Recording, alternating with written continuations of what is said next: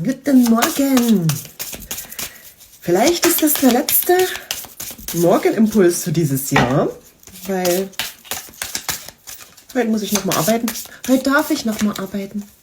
Ein letzter Tag und dann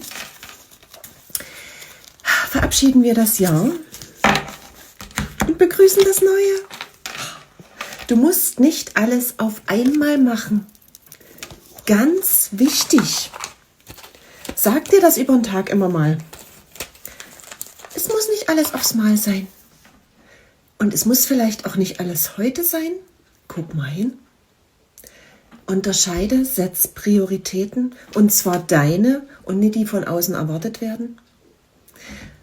Und schau mal hin und fühl mal hin. Das fühlt sich besser an. Das verspreche ich dir. Achte auf dich. Und wenn wir uns nicht mehr sehen, komm gut in das neue Jahr. Danke.